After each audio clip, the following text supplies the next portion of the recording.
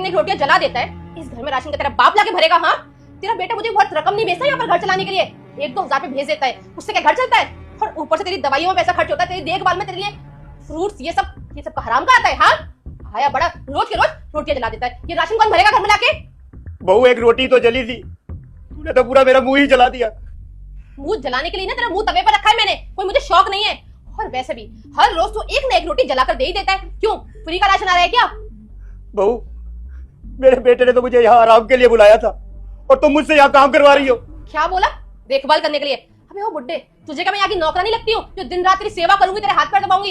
ये सब नहीं होता मुझसे, समझ गया ना? पर हाँ, तुझे भी देख लूंगी, तेरे उस बेटे को भी देख लूंगी। बस 1-2 हजार भेज देता घर चलाने के लिए, बेवकूफ कहीं का। तू एक काम कर, चल खाना बना, बुड्ढा कहीं का। खुशबू, जाग रहे तुम? बेटा तू बेटा, ये देख तेरी बहू ने मेरे साथ में क्या किया है। ये आए मैं शराब देती हूँ तेरी माँ मर जाएगी। अगर आपने वीडियो को लाइक और चैनल को सब्सक्राइब नहीं किया तो दिन ऐसे मेरे साथ में करती है। खुशबू, क्या है ये सब?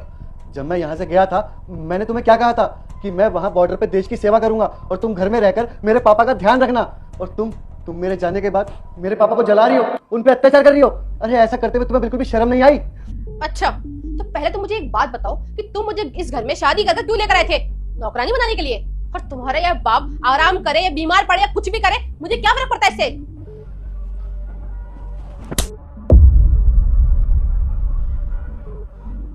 एकदम चुप। अब अगर एक शब्द भी मेरे पापा के खिलाफ बोला ना, तो मुझसे बुरा कोई नहीं होगा। तुमने आज मेरे पापा का चेहरा जलाया है ना, रुको तुम्हें अभी बताता हूँ।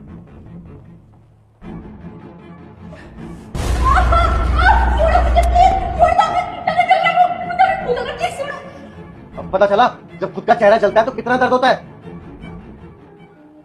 और अब ना मैं कॉल करके तेरे घर वालों को तेरी हरकतों के बारे में बताऊंगा। और हाँ, जब सारे संस्कार अच्छे से सीख जाए ना, तभी मेरे घर में घुसी हो। अपना बोरिया बिस्तर बांध और निकल मेरे घर से बाहर। और तुझे तो यही लग रहा होगा ना कि मुझे इन सब चीजों के बारे में पता कैसे चला, कि मैं तो बाहर फौज में रहता हूँ, तो मुझे कैसे पता इन सब चीजों के बारे में। लेकिन तू शायद भूल रही है, इस घर के अंदर मेरा छोटा भाई मंगरू भी रहता है। उसने मुझे तेरी करतूतों के बारे में ना पहले ही बता दिया था। मैंने कहा निकल मेरे घर से बाहर।